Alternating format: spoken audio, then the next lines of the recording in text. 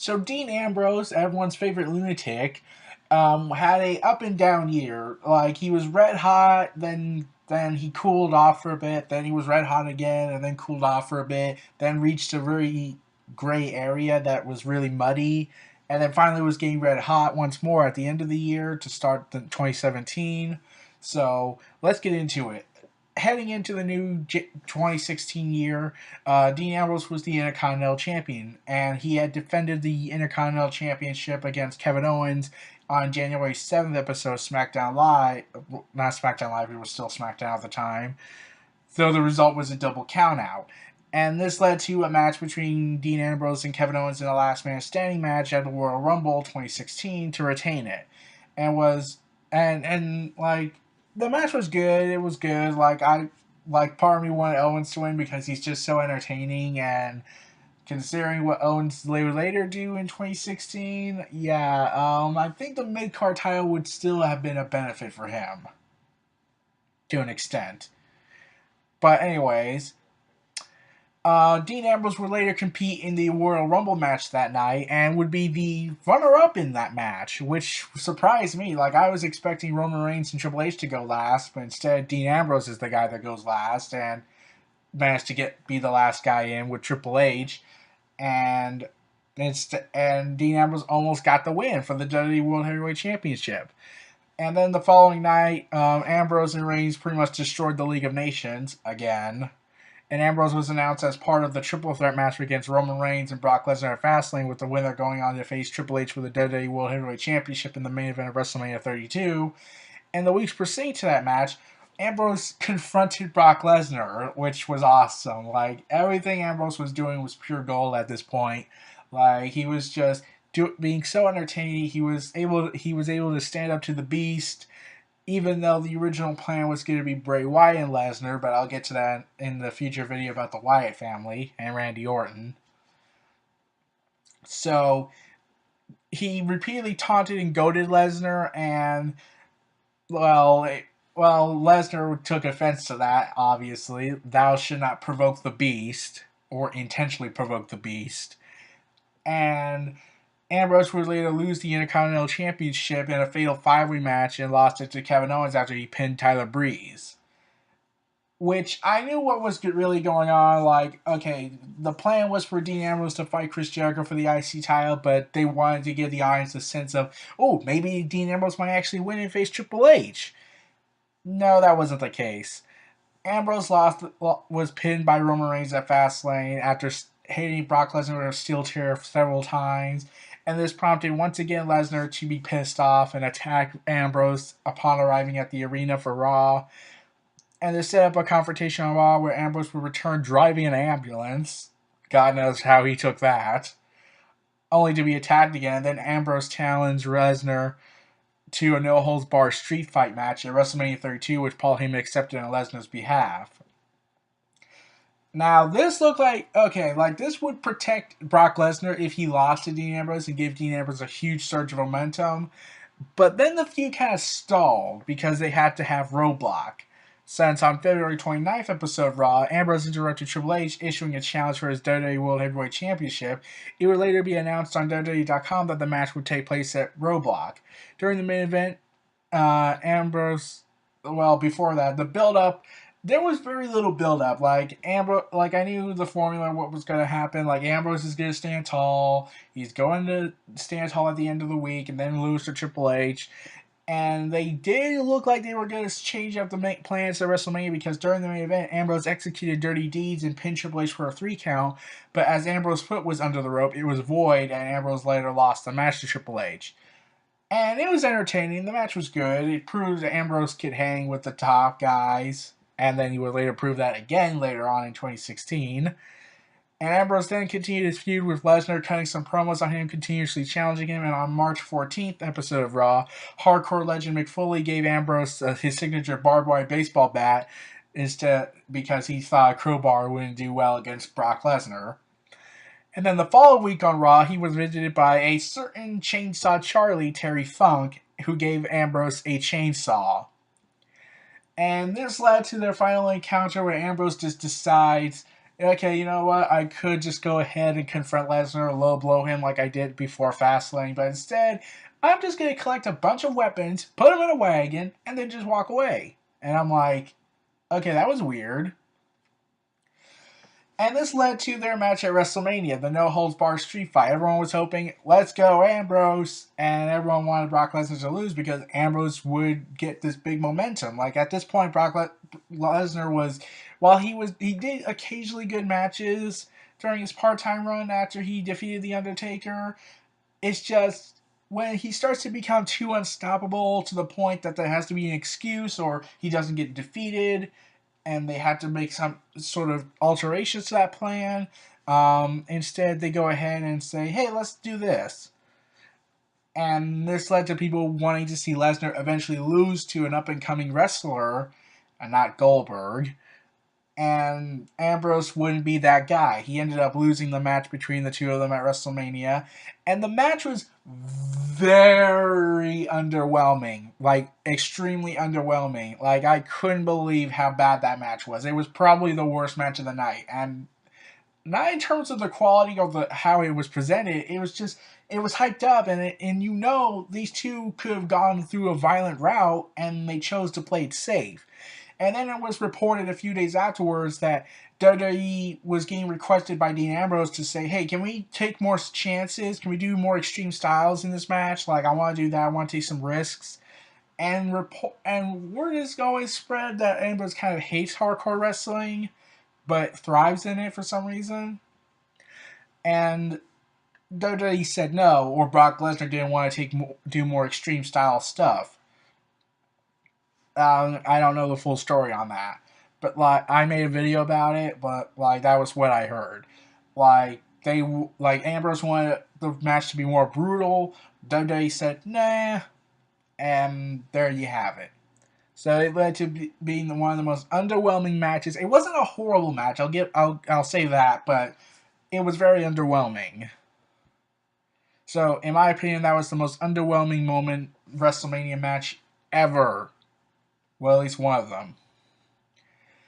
So in April, Ambrose would begin a rivalry with Chris Jericho after Shane McMahon canceled the highlight reel and replaced it with the Ambrose Asylum. This resulted in a match at Payback where Ambrose would defeat Jericho. The following night on Raw, Ambrose invited Stephanie McMahon on the Ambrose Asylum and confronted her about being insincere with her recent night's demeanor. And rather than Stephanie give an answer, she canceled Ambrose's show and reinstated the Jericho highlight reel.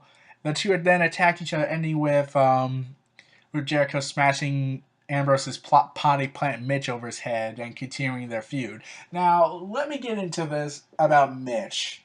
For some reason, this was the first item that got over in wrestling in WWE. Because first it was Mitch the potty plant, and now it's the list of Jericho. Uh-huh. So, yeah, I'm wondering how on earth are these two items? Please note, they're items, not real people, are getting more popular than 90% of your roster. I mean, like, I can understand one of the reasons is John Cena doesn't want people to get over a lot. But, like, even then, like, fans would cheer for this guy, boo this guy, but now they're cheering for a potted plant. And I'm wondering, why? Like, okay. So after Ambrose destroyed Chris Jericho's light-up jacket and Jericho put Ambrose in a straitjacket, he challenged Jericho to the first ever Asylum match, which is basically a steel cage match with weapons hanging above the cage and a stipulation where escape from the cage wasn't allowed or wouldn't allow a victory. Extreme Rules. And this match, it was long, it was tedious, it was the third best match of the night in my opinion, behind only, well, it's still debatable for me regarding AJ Styles versus Roman Reigns or the Fatal 4-Way match, so you need to contest, you have to decide which one of those were the top two matches, but yeah, this match took a little bit more risk, like they brought back thumbtacks, which is a first in how many years? God knows how long. So, Yeah, that was awesome, and it led to another Jericho meme, which was just really, really hilarious. And then afterwards, the feud would sort of continue between him and Kevin Owens and Chris Jericho when Ambrose defeated Dolph Ziggler to qualify for Money in the Bank on June 19th. And the build up for regarding Ambrose was just entertaining. Like, he wasn't as entertaining as Kevin Owens was, but the whole, I'll fight the mole people. Can we just get to fighting? He just wanted to get straight to the point. Like, yeah, we all know how this is going to end. Can we just get it over with? Like, Ambrose did that a lot back in 2015. Like, he went ahead and said, "Well, I'm taking the table. I already know how this is going to go, so we might as well just get it over with." During the Fatal 4-Way build-up for Payback in 2015, during Seth Rollins' underwhelming title reign, and Ambrose would later go on to win the Money in the Bank contract, and later that same night cash in his briefcase and quickly defeat Seth Rollins to win the title for the first time, and this was just after Rollins defeated Roman Reigns to win the title. When Ambrose won the title and fans were chanting, "You deserve it," there was some criticism regarding how Ambrose was booked, specifically prior to it. Like, someone from ProWrestling.net wrote that his character hadn't truly earned this moment and that Ambrose was the kind of wrestler they could have built a WrestleMania around. And Steve Kahn of Wrestling Observer wrote that Ambrose had experienced a roller coaster ride to the top of WWE, and now WWE put the title on Ambrose when he is at his least interesting point. He's not red hot anymore, but the opportunity still exists to make Ambrose a top guy. So after the number one contenders match between Rollins and Reigns ended in a double countout the next night on Raw, Shane McMahon, on Ambrose's request, announced a triple threat match for the Shield, now reverted back to being called the WWE Championship because at this point, rumors were starting to speculate that the World Heavyweight, the big gold belt, was coming back, which I would have been all for instead of the Universal belt. Ugh. So Ambrose would later cut his best promo after the Rollins Report segment at that point, and in July, Ambrose would successfully defend his title against Rollins on both Raw and SmackDown before Battleground, and on July 19th of SmackDown Live, Ambrose was drafted to SmackDown, being the brand's first draft pick and bringing the WWE Championship with him. And on Battleground, since Roman Reigns was suspended, he returned that night, fought Rollins as well, and in a triple threat match, and I've already explained what I thought about that match. And Ambrose would defeat Roman Reigns and Rollins by pinning Reigns for the second time, being the second person to beat him clean on the main roster in his singles competition. The first one was Bray Wyatt, which is awesome. Then it was Seth Rollins, and now it's Dean Ambrose. And it would later go on to be Finn Balor. So only 4 people have ever pinned him clean. 1 in a tag team match, and 3 in singles competition. Yeah. Ambrose then would successfully defend the the WWE World Championship, which was now exclusive to SmackDown, against Dolph Ziggler at SummerSlam, when Dolph Ziggler earned the number 1 contendership opportunity. And this is when everything was starting to get really mixed for fans. Like, Ambrose was acting like a heel, calling Dolph Ziggler, "Y'all," like, he's saying, "Y'all show and I'm all go," criticizing him, saying he's not as good as him and whatnot. And that was so much like a heel, and then Dolph Ziggler would act like a heel at times, so it was led to a very confusing build for me at times. And this led to their match at SummerSlam, which was disappointing. It wasn't the worst match of the night, but it was just disappointing.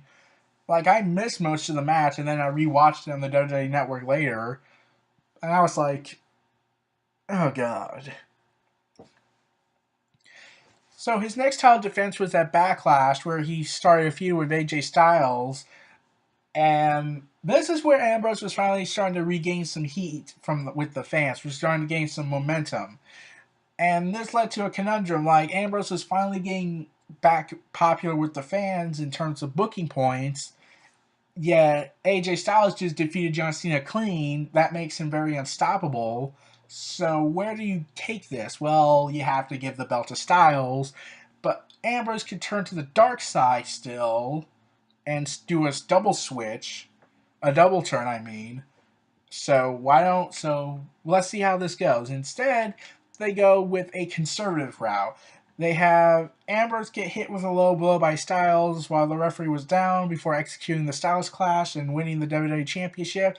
And I'm thinking, like, okay, I have no problem with this. I know it's to protect Ambrose, but couldn't Ambrose take a clean fall like Brock Lesnar beat him clean in the ring? Well, as clean as you can be in a street fight match. So why couldn't Ambrose take the fall here? No reason? Okay. So afterwards, Ambrose would later feud with AJ Styles um, and John Cena when he returned. And this is where Ambrose was now starting to deliver even more great promos on SmackDown Live. When Ambrose called John Cena a lazy part-timer, and he should have went further saying, "You've become the Rock," where AJ Styles should have said, "You've become the Rock." And Cena had this look on his face like, "You're so buried." Then next week after that, Ambrose versus Cena happened, and I was expecting Cena to go over. Instead, Dean Ambrose scores the victory. Clean.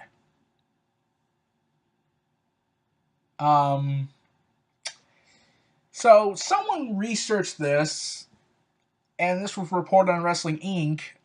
That Ambrose was the first guy since 2009, which was Triple H, to defeat John Cena clean on free television. That's how long it's been since John Cena took a clean loss on free television. And then this led to his title rematch against AJ Styles, which Cena inadvertently cost him. And then AJ Styles got the roll-up win. And then, however, this is when James Ellsworth started to get involved in the feud.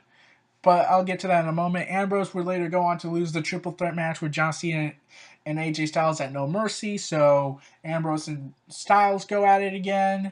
And James Ellsworth now gets involved with Ambrose taking him under his wing and basically helping him get a SmackDown Live contract. And this led to two matches with AJ Styles on SmackDown Live. The first time, no chin music happened and Ambrose was disqualified. And then the week after, Styles would lose to Ambrose this time, thanks to James Ellsworth running around like a goofball on November 1st. After Ambrose tried to explicitly tell him, "Stay away." So he would face Styles in a tables, ladders, and chairs match at TLC. But before that, however, Ambrose had to team with Styles as part of Team SmackDown Live at Survivor Series on November 20th in a winning effort. This led to a Shield reunion, Ambrose turning on Styles, and, well, we all know how that goes when I say those two statements. During this time, Ambrose began working in tandem with James Ellsworth, like I said,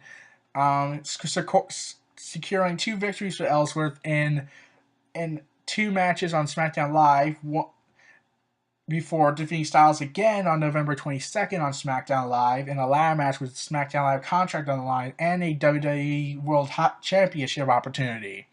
At TLC, Ambrose was defeated by Styles after Ellsworth initially appeared to help Ambrose, but instead pushed him off a ladder into a multiple table before allowing Styles to retain the championship. So, yeah, this led to me complaining about that, saying that made no sense because if Ellsworth looked at this, he should have realized that was a bad idea. So on the following episode of SmackDown, Ambrose did the obvious logical thing to do. He goes out, Ellsworth looks to shake his hand, and Ambrose dirty deeds him, and then walks out. In and out. That's completely what happens. And that's the last time Ambrose ever interacted with James Ellsworth as of 2016. The end for him. The end of their friendship. Oh well. Afterwards, Ambrose would fail to capture the Intercontinental Championship from The Miz after Ellsworth appeared trying to help Ambrose win, but accidentally distracting him and costing him the title. And then the following week, Ambrose competed in a fatal four-way elimination match with Baron Corbin and... No, wait. Not Baron Corbin. The Miz, Dolph Ziggler, and WWE and Luke Harper. And this led to starting a feud between Ambrose and The Miz when afterwards, this is when things got really interesting for Ambrose, because I said this how I wish Renee Young was involved in the feud between AJ Styles and Dean Ambrose, because if you want Ambrose to care about somebody in this feud, instead of being a James Ellsworth, it should have been Renee Young, and they could have done a Chris Jericho Shawn Michaels storyline kind of feel to it from 2008 when Shawn Michaels' wife Rebecca was attacked by Jericho inadvertently. So yeah, I felt like that should have been what happened. But now we get this kind of storyline where Ambrose begins a war with The Miz, leading to after Renee Young interviewed The Miz following a successful title defense, and Renee Young asked him about Miz's obsession with Ambrose, and Miz says, "My obsession with Dean Ambrose? Let's talk about your obsession with Dean Ambrose." And the fans were just saying, "Yeah, they're finally acknowledging it. It's so awesome." And then Miz said something that caused the crowd to say, "Oh, whoa!" Saying, "After all, you're the one sleeping with him," prompting her to slap The Miz. The following week, Ambrose would make his final appearance on SmackDown Live for 2016 by attacking The Miz during his interview with Renee Young with his intention of challenging The Miz for the Intercontinental Championship. So that pretty much ends Dean Ambrose's 2016. It was up and down for him, and it looks like he's finally getting red hot in this feud with The Miz now, since The Miz has had a career resurgence. And now you got Renee Young involved and Ambrose's relationship with her. And yeah, this is going to be an awesome feud. Like, it's going to be awesome. I would talk about what exactly happened on the first SmackDown of 2017, but I'm talking about 2016. I'll talk about what happened on SmackDown Live and the Royal Rumble video. And in fact, there might be certain not mentionings of any 2017 moments during this whole thoughts videos on these various wrestlers, which I revealed how many I'm talking about on Twitter. So, yeah, those are my thoughts on Dean Ambrose's 2016. This was Neo Reality Entertainment. Feel free to like, comment, subscribe, and donate. Stay tuned for more.